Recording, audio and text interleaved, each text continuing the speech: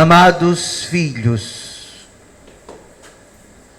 nesse domingo mais do que nunca, filhos, depois de ontem, da posse canônica, ainda que já vivesse essa experiência convosco, mas hoje, com o coração de pastor, quero tratá-los mais ainda como filhos, porque o padre não é outra coisa senão pai espiritual da comunidade. Eu gostaria de rezar essa homilia convosco hoje. A gente vai dividi-la em 3 momentos. Vamos lá, ministério. 3 momentos: cantando, meditando, rezando. Primeira estrofe do canto: Senhor, quem entrará?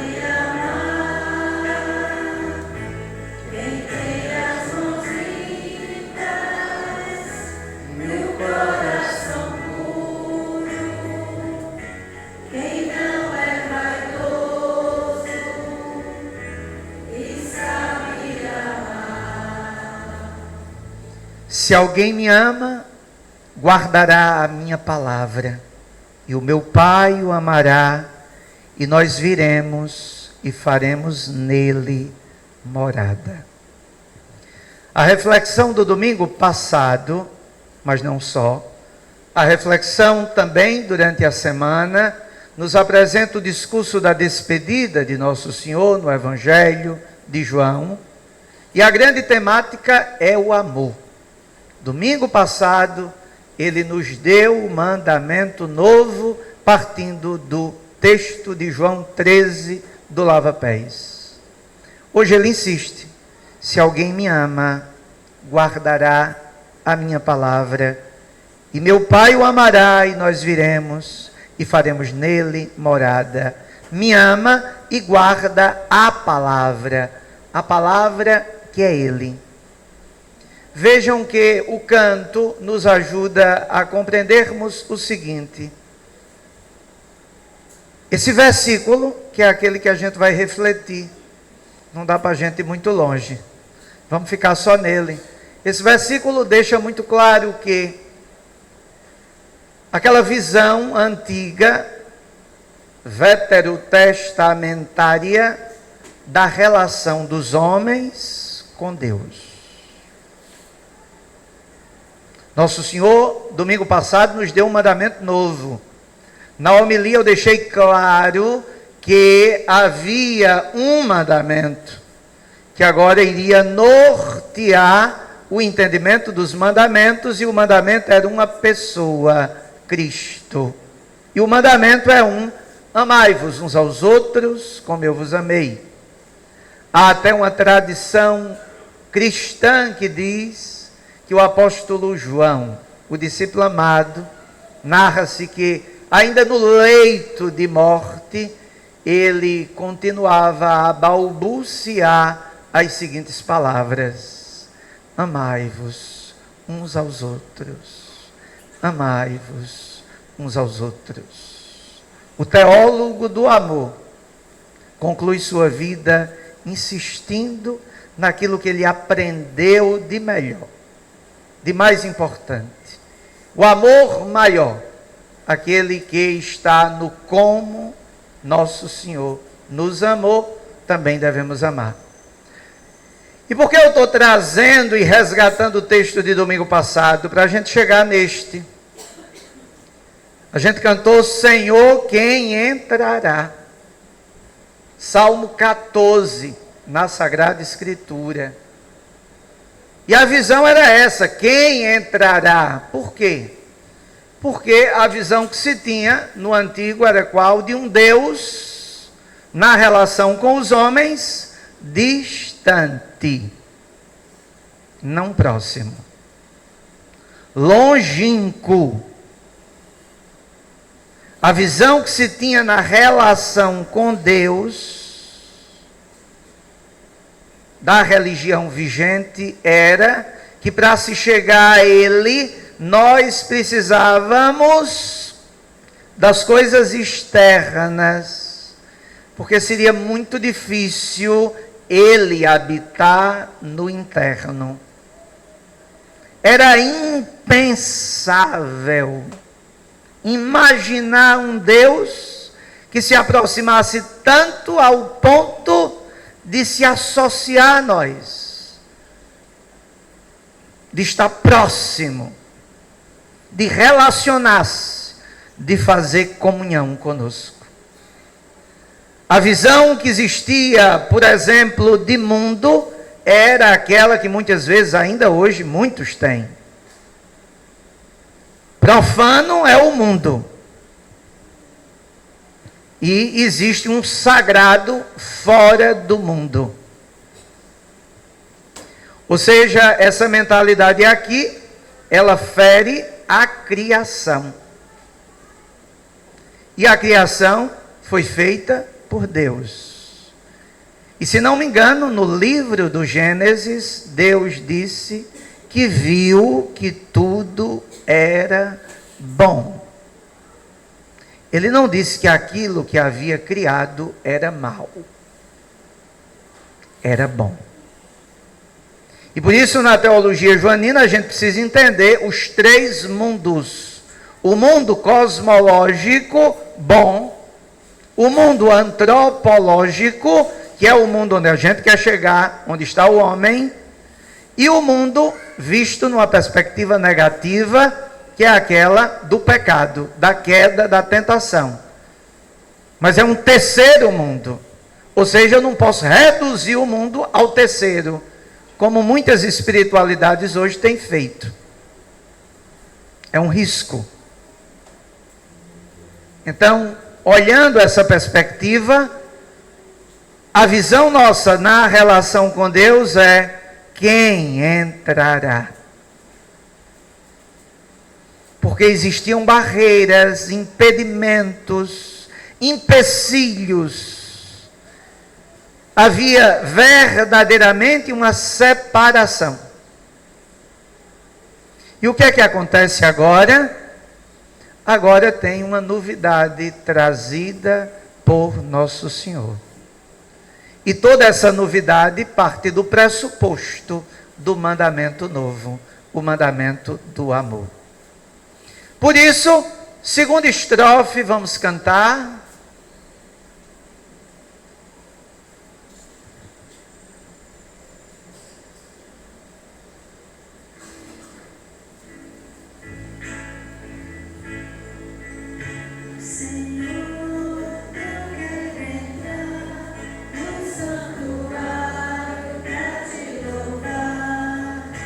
Senhor, eu quero entrar no santuário pra te louvar. Dá-me mãos limpas e um coração puro. Arranca a vaidade, ensina-me a amar. Ó, dá-me mãos limpas E um coração puro. arranca a vaidade. Ensina-me a amar. Se alguém me ama, guardará a minha palavra.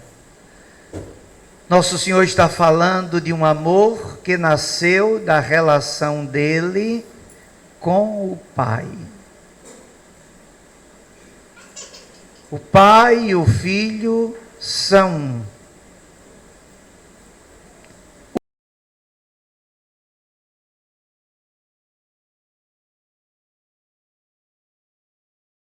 15 dias. Eu e o Pai somos um. Capítulo 10. Chegamos no capítulo 14 de João. E fica claro que existe uma relação belíssima do Pai com o Filho. E do Filho com o Pai. Vejam que Nosso Senhor vai chamar a atenção do mandamento novo, pedindo que a gente guarde a palavra dele. Qual foi a palavra que ele deixou? Amai-vos uns aos outros, como eu vos amei. Se alguém me ama, guarda essa palavra, acolhe essa palavra, acolhe esse amor, vive desse amor. E uma vez acolhendo, guardando, meu Pai o amará. Vejam que nessa comunhão perfeita de amor, Nosso Senhor está deixando claro que agora seremos amados pelo amor do Pai. No final das contas, o que foi que aconteceu? Na revelação de Jesus, que não tinha antes de Jesus, na revelação de Nosso Senhor, ficou evidente que o Pai amou tanto o mundo, João 3,16, amou tanto o mundo que mandou o seu Filho unigênito, para que todo aquele que nele crê não morra, mas tenha a vida eterna. João 3,16. Então essas palavras aqui ecoam agora no discurso da despedida, porque esse amor tão grande do Pai pela humanidade amou tanto o mundo. Vejam a literatura bíblica e a explicação que foi feita antes. Amou tanto o mundo que mandou o seu Filho. O mundo aqui numa visão cosmológica e numa visão antropológica. Porque agora, na nova revelação, quais são os sinais para que o ser humano possa acessar, chegar, ingressar, participar de algo de Deus? Para conhecer a Deus, diz o catecismo da Igreja Católica, lá nos primeiros artigos, o homem precisa de quê? Só de duas coisas. A partir dessa palavra de hoje, o homem precisa de dois elementos. Quais são? O mundo, a criação e o homem. Quer chegar a Deus? Esse é o caminho. Quer conhecê-lo? Esse é o caminho. Então agora a revelação nos abre os olhos, porque até então não era essa a visão. Por isso, Senhor, eu quero entrar. Mas parecia impossível o homem entrar. Era impossível o homem ter acesso. Agora não. Meu Pai o amará. Através de quem? Do Filho.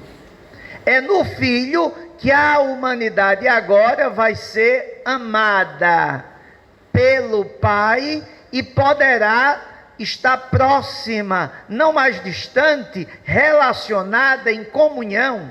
Então o esquema é o seguinte: o Pai ama o Filho ama o Pai, e o amor agora do Filho é dado a quem? Aos discípulos. Ele está falando aos discípulos, ele está falando a nós. Se alguém me ama, guardará a minha palavra, e meu Pai o amará.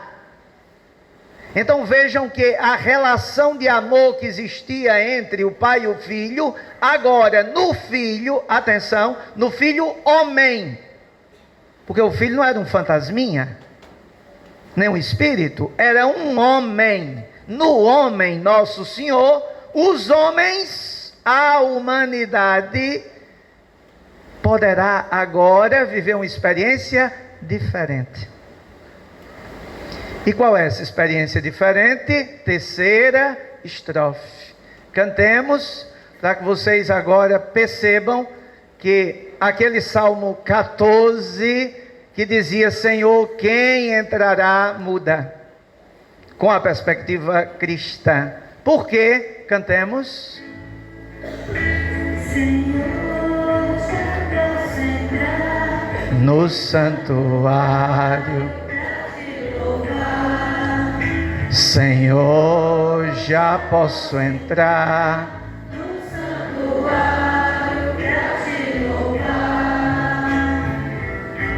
Teu sangue me lava, teu fogo me queima, o Espírito Santo inunda meu ser. Mais forte. Teu fogo me queima.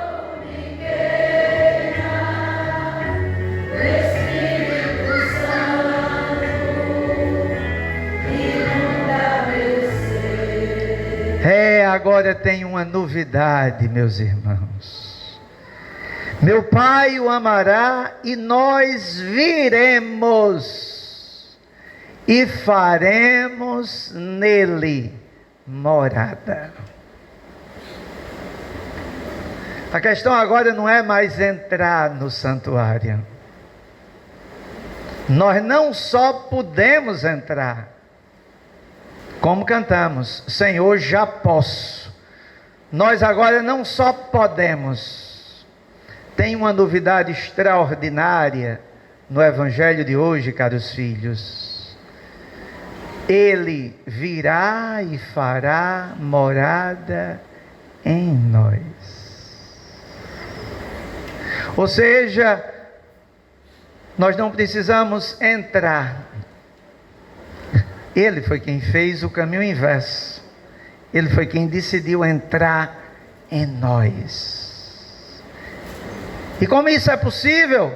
Isso é possível graças ao que ele disse logo abaixo: o Espírito Santo, o Paráclito, o Consolador, o Advogado.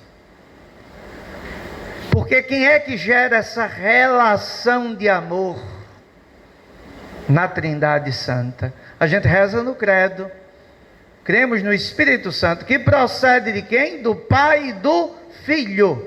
Essa relação de amor que agora é dada a nós.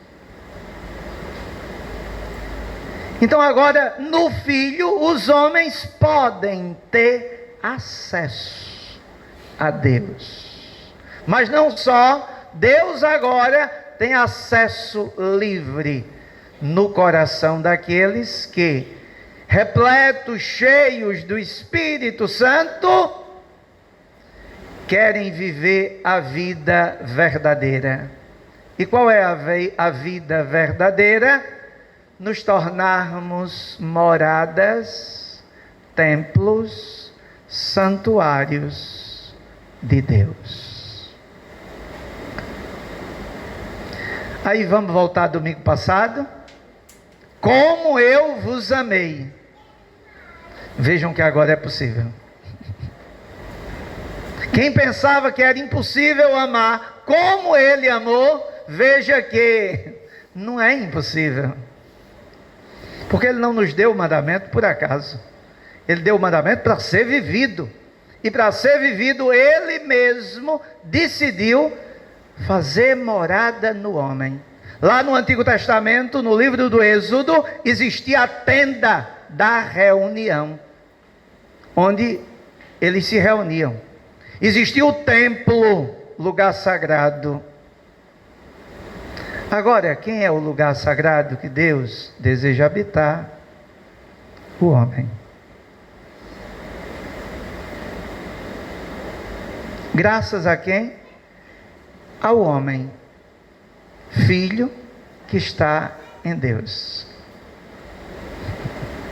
Graças ao amor do Pai, que agora no Filho nos tornou irmãos, e agora, uma vez irmãos, pela graça do Espírito Santo, nós podemos não só entrar no santuário de Deus, mas também nós somos chamados a sermos este santuário. E uma vez que o Espírito Santo, que o amor dele, vejam que o amor agora, ele passa por alguns estágios. O amor em um primeiro momento era lei. Mas depois a lei virou o amor, que é nosso Senhor. E o mandamento agora é qual? É Cristo, é o amor. E agora esse amor em nós será o quê? A manifestação da glória de Deus na vida dos homens. Por isso Santo Irineu, padre da igreja, vai dizer que a glória de Deus é o homem vivente, é o homem vivo. E o homem vivo é a visão de Deus. Vejam que frase profunda para sintetizar tudo que dissemos. A glória de Deus é o homem vivo, vivente, mas não vivente vegetando, como tantos vivem. Não, vivo nessa experiência de Deus, de presença de Deus em nós, de morada de Deus em nós. O homem é um homem vivente. Então a glória de Deus é o homem vivente. E a vida do homem é o que agora? A visão de Deus. Podemos ver a Deus. Eu creio, meus filhos, que o discurso se torna denso, profundo e até difícil de compreensão, porque nossa humanidade hoje está tão esfacelada que é difícil dar tal dignidade ao homem. E aqui a gente termina se tornando o quê? Os juízes do homem. Mas o único e justo juiz é Ele. E Ele nos deu aquela dignidade que hoje a gente tem dificuldade de dar aos outros. Vamos continuar a missa, caros filhos, pedindo a Nosso Senhor a graça de nos compreendermos nesse admirável mistério. Na prática, padre, o que é que nós faríamos? Tem um fundador de uma congregação que, quando leu esse texto, ele disse o seguinte: se compreendêssemos este versículo, e vejam que eu fiquei em um versículo, nós teríamos a capacidade de, naqueles momentos mais difíceis da vida, ou onde as relações se tornariam conflituosas, difíceis, onde a raiva, o ódio, a inveja tomassem conta, porque o pecado vem para ferir o templo, para ferir a morada de Deus, para nos afastar desse edifício espiritual. Ele dizia: nós nos ajoelharíamos diante dos outros para contemplarmos a visão de Deus.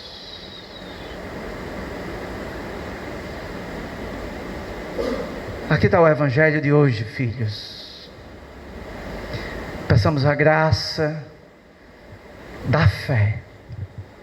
Peçamos o dom do Espírito Santo. Por isso o canto é muito feliz. Vamos concluir com ele. Já posso entrar, e aí logo em seguida o canto diz: o que teu sangue me lava. É o sangue dele, do Filho, que nos lavou pela sua paixão e morte, pelo mistério pascal. Teu fogo me queima, e o Espírito Santo inunda como uma onda impetuosa que vem e leva e arrasta tudo que está dentro de nós e nos impede de sermos aquilo que Deus quer, para lavados sermos o que Deus sonhou e pensou, morada dele. Concluamos cantando novamente. Fiquemos em pé. Senhor, já posso entrar no santuário pra te louvar. Senhor, já posso entrar no santuário pra te louvar. Teu sangue me lava, teu fogo me queima, o Espírito Santo inunda meu ser, teu sangue me lava,